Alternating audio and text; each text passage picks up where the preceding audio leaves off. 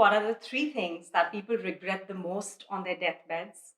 Number one, I wish I'd had the courage to live a life true to myself and not the life that others expected of me. Number two, I wish I'd had the courage to express my feelings. And three, I wish I had let myself be happier. Hi, I'm Kavita Sharma. I'm an entrepreneur and a volunteer. Today, I would like to share with you three facts about my life and the three life lessons that I've had from these experiences, and I hope some of it will resonate with you. Number one, I'm a microbiology graduate who spent a decade as a media professional, and now I'm a shoe designer.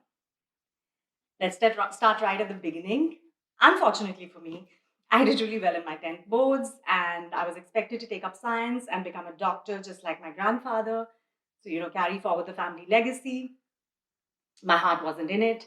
And I believe that when your heart isn't in something, it usually reflects in your performance. So I didn't do that well in my 12 boards, and I did not get admission in any of the good medical colleges. I then decided to do microbiology, the closest to being a medical student.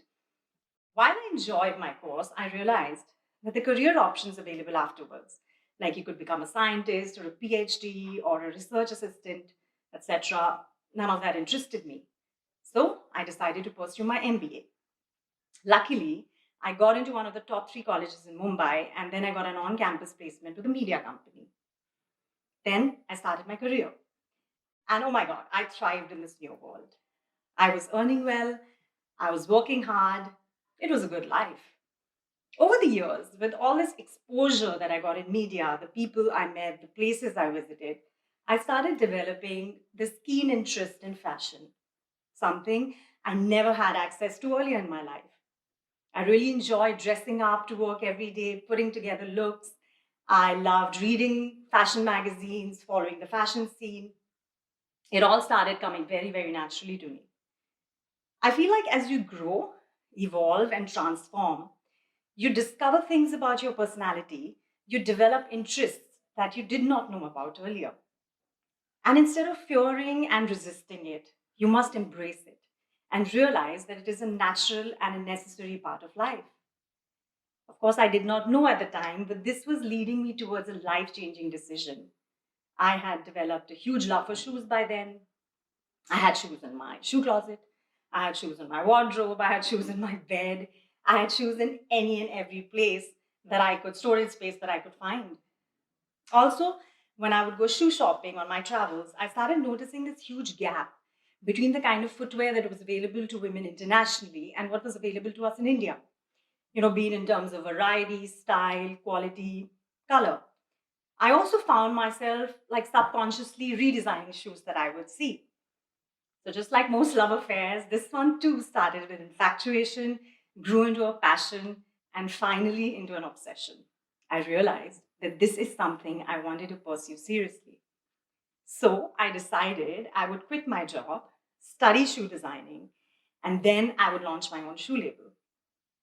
My shoe lust took me to the mecca of fashion, Milan, Italy, where I studied footwear designing and collection development.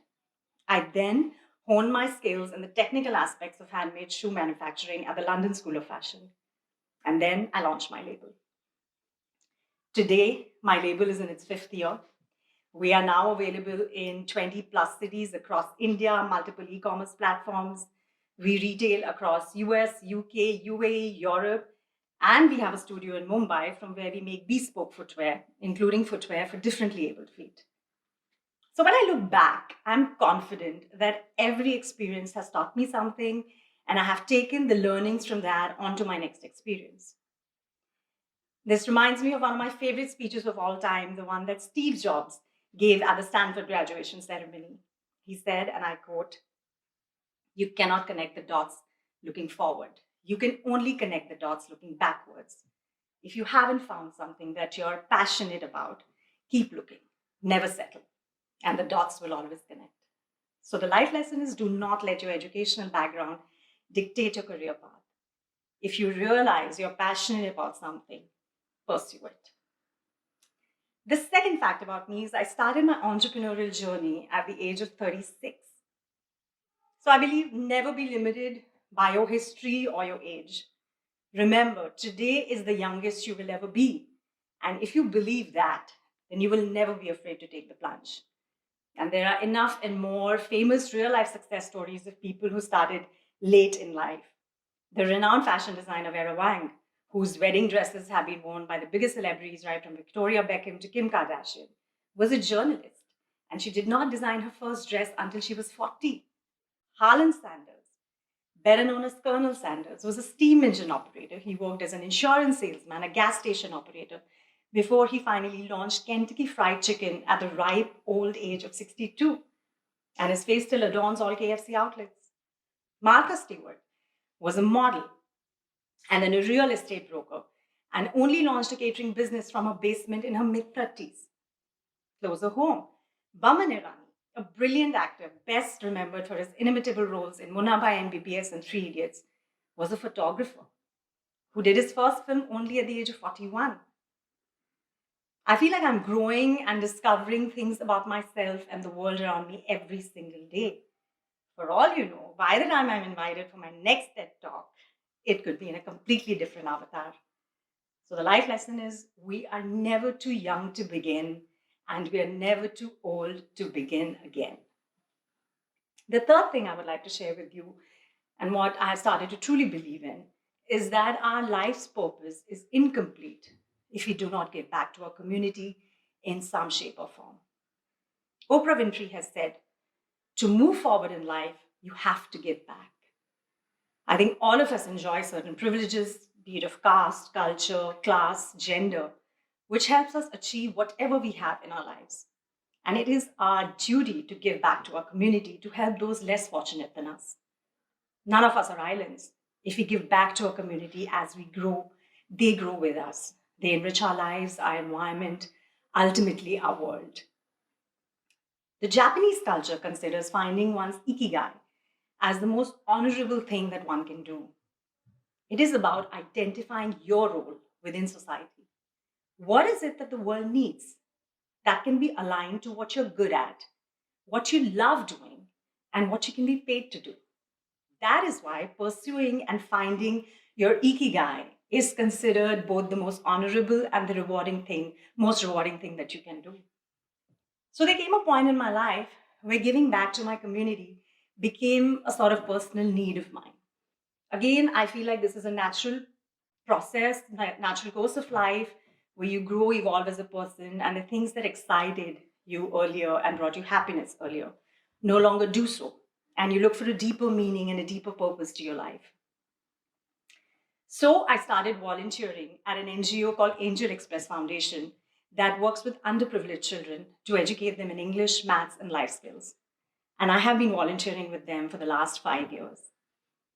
I have also consciously, over a period of time, learned and tried my best to build in better practices into my business model.